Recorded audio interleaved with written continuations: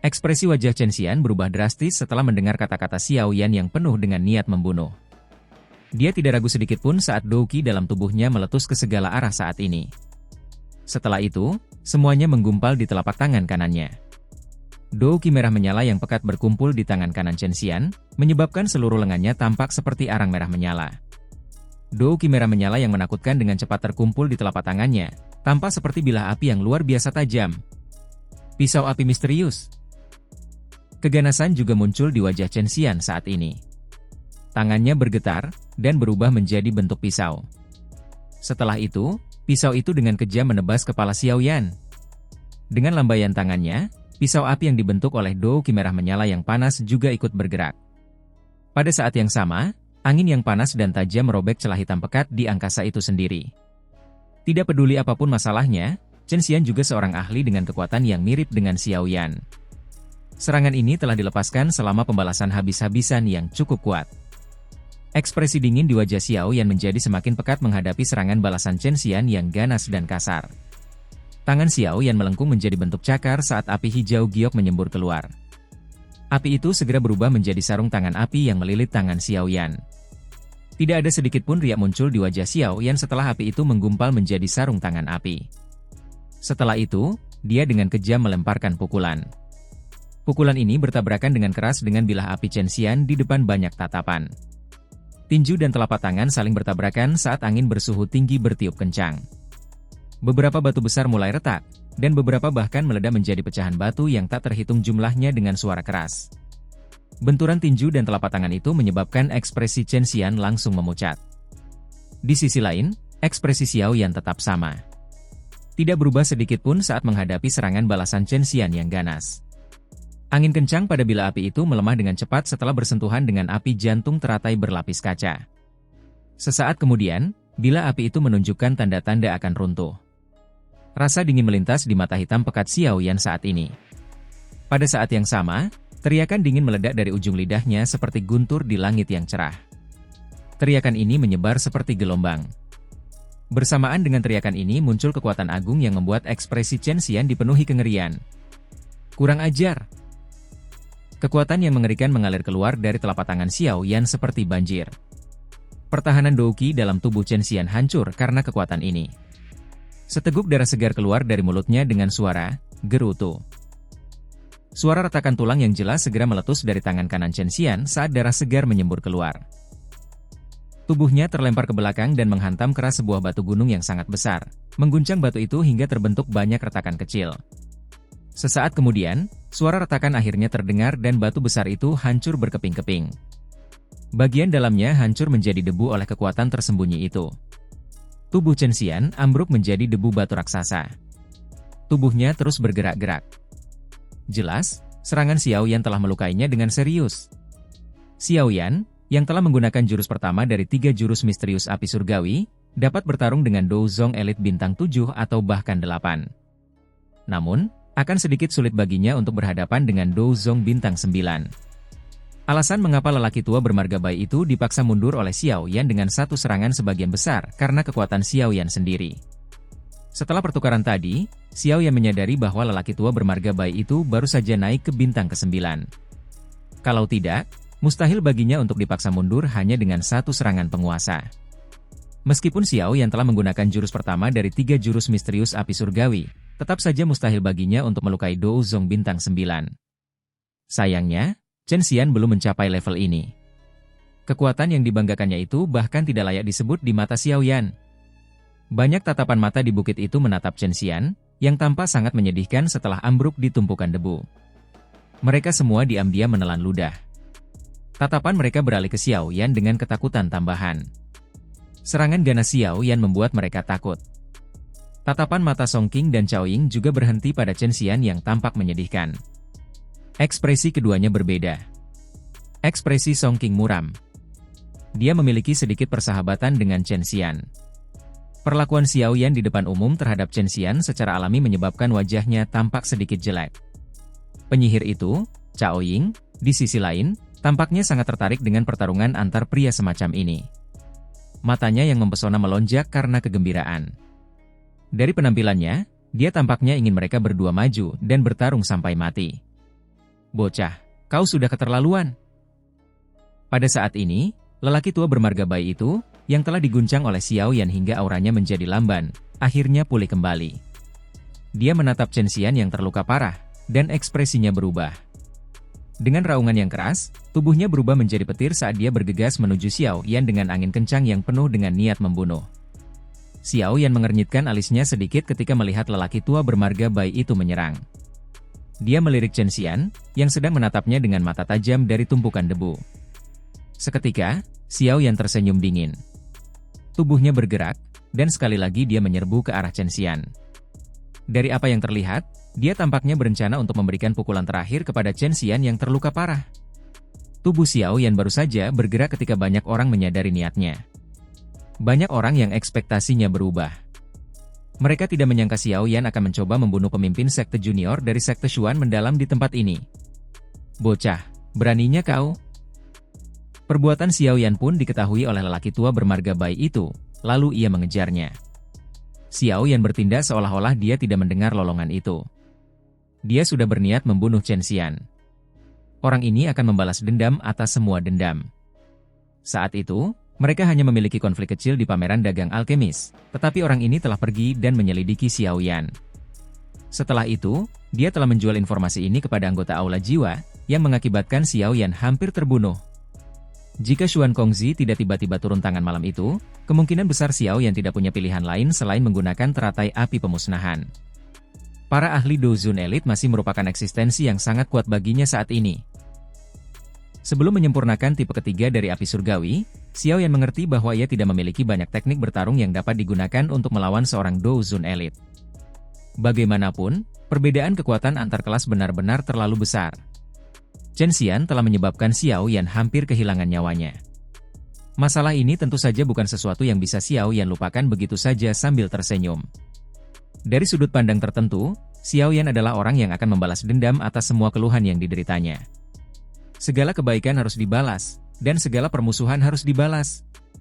Kekejaman di mata Chen Xian langsung tergantikan oleh kepanikan saat melihat Xiao Yan menyerbu ke arahnya dengan niat membunuh.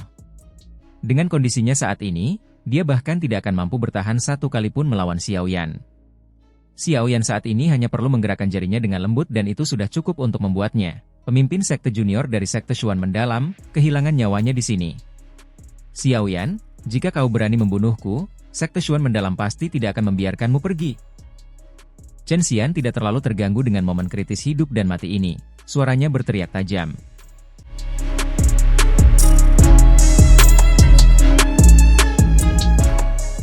Xiao Yan sama sekali tidak menghiraukan teriakannya yang tajam. Dia tidak akan pernah berpikir bahwa Chen Xian akan berterima kasih padanya jika dia melepaskan Chen Xian sekarang. Jika seseorang melepaskan serigala ganas, serigala itu masih akan menemukan kesempatan untuk menggigit dirinya sendiri. Xiao Yan telah melihat banyak hal melalui pengalamannya selama bertahun-tahun. Dia tentu saja tidak akan menahan diri saat ini. Wajah Chen Xian langsung menjadi lebih pucat saat melihat Xiao Yan mengabaikan ancamannya. Rasa sesal akhirnya muncul di hatinya saat ini. Jika dia tahu bahwa orang ini begitu kejam, dia tidak akan menyinggung perasaannya saat itu. Penyesalan tidak ada gunanya saat ini karena Xiao Yan, yang disertai aura pembunuh, melintas dan muncul di atas kepala Chen Xian saat ini. Matanya yang hitam pekat memperlihatkan jejak dingin yang pekat yang membuat orang merasa kedinginan. Penggaris hitam besar di tangannya dibungkus oleh api panas. Ruang itu sendiri menjadi terdistorsi dimanapun penggaris hitam itu lewat. Ketika kamu bereinkarnasi di kehidupan selanjutnya, kamu harus memikirkan konsekuensi dari pikiran jahat apapun.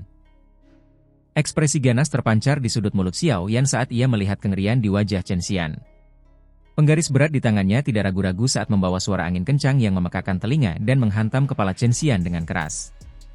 Serangan Xiao Yan benar-benar tanpa ampun. Jelas, dia bermaksud mengambil nyawa Chen Xian dengan serangan penguasa ini. Chen Xian menatap penggaris api hijau giok yang membesar di matanya. Wajahnya sudah pucat pasi. Berhenti! Sebuah teriakan tiba-tiba meledak di samping telinga Xiao Yan bagaikan guntur saat penggaris berat itu diayunkan. Xiao Yan mengernyitkan alisnya saat mendengar teriakan ini. Namun, dia terus mengabaikannya. Sebaliknya, kecepatan jatuhnya penggaris berat miliknya meningkat. Perisai api lumpur misterius. Orang yang berteriak tadi juga tampaknya menyadari bahwa kata-kata tidak berguna bagi Xiao Yan. Oleh karena itu, dia tidak dapat menahan diri untuk tidak turun tangan setelah berteriak. Tanah di depan Chen Xian tiba-tiba bergetar saat ini. Tiba-tiba, terdengar suara, bang, dan tanah melonjak keluar seperti air dalam banjir. Yang mengejutkan adalah tanah itu bercampur dengan api berwarna kuning tua. Tanah bergejolak dan segera membentuk perisai yang sangat kuat di depan Chen Xian. Api kuning tua yang aneh berkobar di perisai itu. Perisai tanah baru saja terbentuk ketika penggaris berat itu tiba-tiba jatuh. Ia mendarat dengan keras di perisai itu. Tiba-tiba terdengar ledakan rendah dan dalam. Orang bisa melihat perisai tanah bergetar hebat saat penggaris berat itu jatuh. Pasir berhamburan ke segala arah. Namun, perisai tanah ini telah memperlambat serangan Xiao Yan. Ekspresi Xiao Yan sedikit merosot saat dia merasakan sedikit kelesuan dari penggaris beratnya saat menembus perisai tanah. Dia tahu bahwa siapapun yang telah campur tangan tidak bermaksud untuk menghalangi serangannya, tetapi telah berencana untuk mengulur waktu yang berharga bagi lelaki tua bermarga bayi itu. Tepat seperti yang diharapkan Xiao Yan. Saat penguasanya melambat, Dou Qi yang agung melesat di belakangnya dalam sekejap. Terlebih lagi, itu ditujukan ke bagian belakang hatinya. Jelas, jika dia benar-benar bersikeras membunuh Chen Xian, orang di belakangnya pasti akan membunuhnya. Xiao Yan menyipitkan matanya pada detik ini. Penguasa yang jatuh tiba-tiba bergetar. Sebuah kekuatan tersembunyi tiba-tiba menembus perisai tanah dan menghantam perut bagian bawah Chen Xian dengan keras. Tubuh Chen Xian menegang ketika kekuatan tersembunyi ini menghantam perut bagian bawahnya.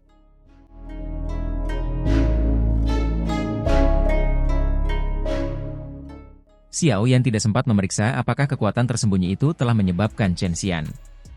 Penggaris berat di tangannya secara refleks berayun mundur dengan keras. Itu langsung bertabrakan dengan angin telapak tangan yang besar dan dahsyat dari lelaki tua Bai, yang dengan marah menerkamnya. Penguasa berat itu bertabrakan dengan angin telapak tangan, dan suara teredam segera muncul. Angin kencang itu menyapu seperti badai. Jari-jari kaki Xiao Yan menekan udara kosong saat tubuhnya dengan cepat mundur. Pada saat yang sama, kakinya mengambil beberapa langkah terus-menerus di udara. Setiap kali kakinya mendarat, ruang itu sendiri akan bergetar. Ini berlanjut selama beberapa langkah sebelum Xiao Yan dengan paksa menstabilkan tubuhnya. Serangan ganas oleh lelaki tua bermarga Bai ini sangat kuat. Jika serangan ini mendarat di punggung Xiao Yan yang tak berdaya, itu mungkin akan memberinya cedera serius. Kaki Xiao Yan menginjak udara kosong sebelum dia menstabilkan tubuhnya. Tatapan matanya jelas sedikit suram saat tertuju pada Song Qing karena orang yang tiba-tiba menghentikan Xiao Yan dari membunuh Chen Xian adalah dia. Song Qing tidak menunjukkan banyak rasa takut saat melihat mata Xiao Yan yang gelap dan serius menatapnya. Dengan posisinya di menara pil, dia tidak perlu takut pada Xiao Yan. Dia segera berkata dengan suara yang dalam, Xiao Yan, saudara Chen saat ini telah bergabung dengan aliansi sementara kita. Kamu seharusnya tidak mencoba membunuhnya. Saat ini, kekuatan semua orang adalah modal bagi kita untuk mengalahkan binatang buas di pegunungan 10.000 obat. Apakah tindakanmu ini merupakan upaya untuk menghentikan kita dari melewati seleksi ini? Song Qing ini adalah orang yang cukup kejam. Kata-katanya telah menempatkan Xiao Yan dalam posisi yang menentang banyak alkemis yang hadir. Namun, seberapa besar pengaruh kata-katanya tidak diketahui. Berdasarkan apa yang kau katakan, hanya dia yang diizinkan membunuhku? Xiao Yan tertawa mendengar ini. Song Qing mengernyitkan alisnya sedikit dan berkata dengan suara pelan, saudara Chen hanya menyuruh seseorang untuk menangkapmu. Bukankah fakta bahwa kamu masih baik-baik saja membuktikan maksudku? Kemampuanmu untuk mengubah kebenaran memang sebuah bakat. Chen Xian secara pribadi mengatakan bahwa dia ingin aku mengalami nasib yang lebih buruk daripada kematian. Jangan bilang bahwa mereka yang hadir tidak mendengar kata-katanya. Xiao Yan tersenyum. Dia melirik Song Qing dan dengan malas berkata, kamu juga harus melupakan semua omong kosong ini. Orang-orang di sini bukanlah orang bodoh. Tidak seorang pun akan mendengarkan kata-katamu. Jika kamu benar-benar tidak senang, kamu bisa menyerang saja. Aku akan menerimamu. Song Qing tampak lesu. Matanya menyapu sekelilingnya, dan dia melihat para alkemis berdiri diam di samping. Tak satu pun dari mereka menunjukkan permusuhan terhadap Xiao Yan karena kata-kata Song Qing. Semua orang tua licik ini. Song Qing merasa tidak berdaya di dalam hatinya ketika melihat ini. Siapa yang bisa berpartisipasi dalam pertemuan pil dan menjadi orang biasa? Bukan tugas yang mudah untuk memprovokasi mereka agar menjadi musuh orang lain. Kemampuan seorang alkemis tidak terletak pada pertarungan dan pembunuhan. Jika kau benar-benar memiliki kemampuan, aku akan menunggumu di pertemuan pil. Yi Songqing tentu saja tidak akan menyerah di depan umum. Matanya menatap Xiao Yan sambil tertawa dingin. Mungkin dia bukan tandingan Xiao Yan dalam hal kekuatan bertarung. Namun, dia sangat percaya diri dalam hal penyempurnaan pil. Pada saat itu, dia akan memberitahu Xiao Yan bahwa 5 juara ujian klan besar yang tidak masuk akal itu tidak ada nilainya di matanya.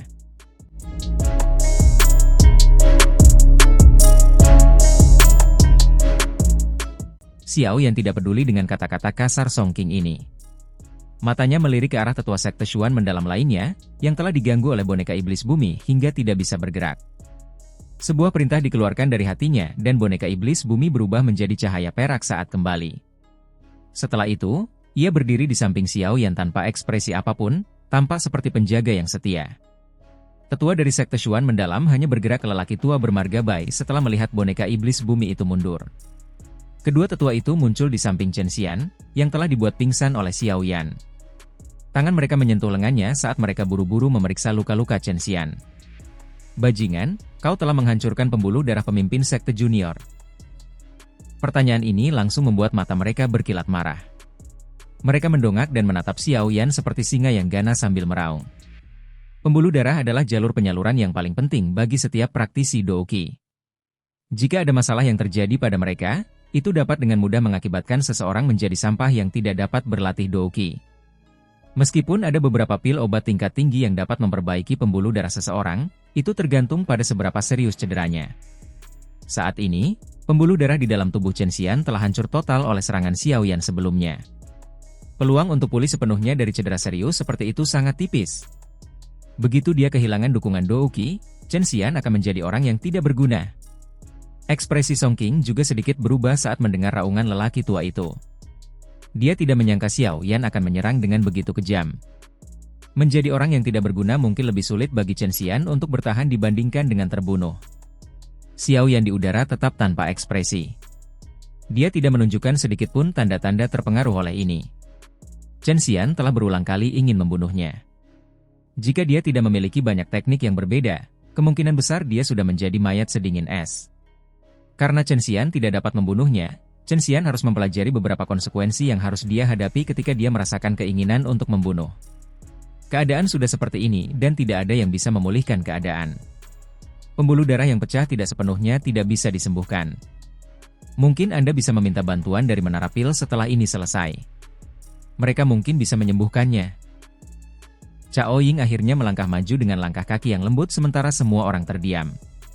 Suaranya yang renyah dan lembut membuat orang merasakan dorongan untuk jatuh cinta. Kedua tetua dari sekte Xuan mendalam perlahan-lahan menjadi tenang ketika mereka mendengar Chao Ying membuka mulutnya.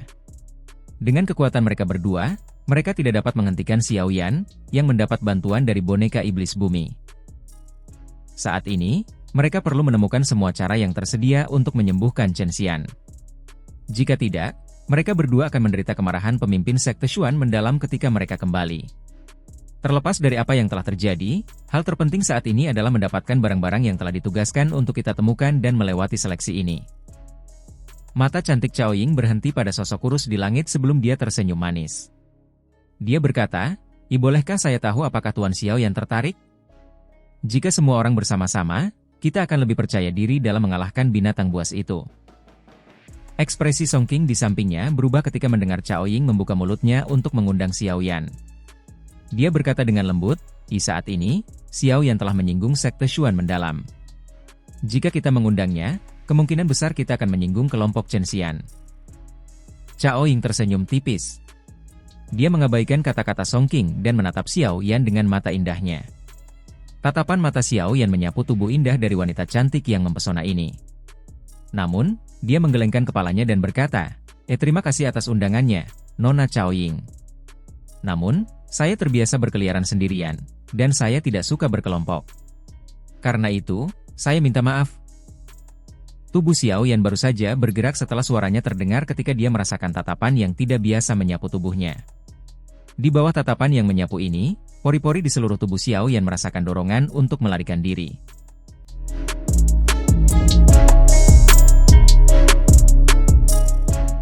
Perubahan ini membuat hati Xiao Yan bergetar hebat. Matanya menyapu area di bawahnya tanpa meninggalkan jejak, tetapi dia tidak mendapatkan apapun darinya. Mungkinkah itu ilusi? Xiao Yan sedikit mengernyit. Dia baru saja akan menarik pandangannya ketika matanya tiba-tiba menyipit. Titik fokus mata Xiao Yan berada di tepi bukit. Ada seorang pria berpakaian hitam berdiri dengan kedua tangan di belakangnya. Sudut mulut pria ini perlahan terangkat membentuk senyum aneh setelah merasakan tatapan Xiao Yan. Mata Xiao Yan menyipit lebih lebar saat sudut mulutnya memperlihatkan senyum aneh. Orang misterius berpakaian hitam ini memberinya perasaan tertekan. Perasaan seperti itu adalah sesuatu yang hanya dirasakannya dari beberapa douzun elit. Pertemuan pil ini memang tempat yang dipenuhi oleh para ahli tersembunyi. Tidak disangka ada eksistensi sekuat itu. Hati Xiao Yan tanpa sadar mencelos saat merasakan kekuatan hebat orang misterius berpakaian hitam ini. Dengan orang ini di dekatnya, tidak akan mudah baginya untuk merebut posisi juara. Sementara Xiao Yan linglung karena pria berpakaian hitam yang tidak biasa itu. Cao Ying di bawah mengangkat alisnya karena penolakannya. Dia menggertakkan giginya. Orang ini sepertinya tidak pernah memberinya muka. Song Qing di sampingnya menghela napas lega saat ini. Ia buru-buru berkata, "Lupakan saja. Ying karena ia tidak tahu apa yang baik untuknya, sebaiknya kau juga tidak menggunakan niat baikmu untuk menemuinya. Ketika ia akhirnya menderita kerugian, ia tentu akan datang dan memohon kita untuk bekerja sama." Cao Ying tanpa sadar mengerutkan bibirnya setelah mendengar kata-kata Song Qing. Dari kemampuan yang ditunjukkan Xiao Yan sebelumnya, hampir tidak ada seorang pun yang hadir yang dapat melampauinya. Dia mungkin benar-benar dapat dengan percaya diri memperoleh item tugas itu sendiri. Masalah hari ini akan berakhir di sini. Selamat tinggal. Xiao Yan mengabaikan percakapan di antara keduanya. Matanya menatap tajam ke arah pria misterius berpakaian hitam itu. Setelah itu, ia menangkupkan tangannya ke arah kelompok Cao Ying sebelum berbalik dan pergi. Karena pria berpakaian hitam itu, ia tidak ingin tinggal lama di tempat ini karena ia merasakan sedikit kegelisahan dari orang itu. Perasaan semacam ini sangat samar, tetapi seperti duri yang menusuk hati Xiao Yan. Hal ini membuatnya tanpa sadar menjadi lebih berhati-hati. Xiao Yan melambaikan tangannya setelah kata-katanya terdengar, dan dia mengembalikan boneka iblis bumi ke cincin penyimpanannya. Setelah itu, dia bergegas menuju pegunungan 10.000 obat. "Bocah, apa kau ingin pergi begitu saja setelah melukai seseorang?" Kedua tetua dari sekte Xuan mendalam itu langsung menjadi geram saat melihat Xiao Yan berbalik pergi. Mereka naik ke langit bersama-sama dan menyerbu ke arah Xiao Yan dengan aura pembunuh di sekujur tubuh mereka. Xiao Yan mengabaikan kedua tetua sekte Xuan mendalam ini, yang telah murka. Cahaya keperakan bersinar di bawah kakinya. Setelah itu, suara gemuruh menggema di atas bukit. Yang bisa dilihat hanyalah beberapa bayangan di langit. Sosok Xiao Yan langsung menghilang dari pandangan semua orang di bukit. Kedua tetua dari sekte Xuan mendalam itu melonjak marah saat melihat Xiao Yan menghilang dalam sekejap mata. Mereka terus mengucapkan berbagai kutukan. Pria berpakaian hitam di tepi bukit itu memperhatikan tempat Xiao Yan menghilang. Sudut mulutnya terangkat membentuk senyum aneh. Gumaman lembut dilepaskan dengan pelan, disertai hawa dingin yang gelap. "Xiao Yan, kamu tidak akan bisa melarikan diri."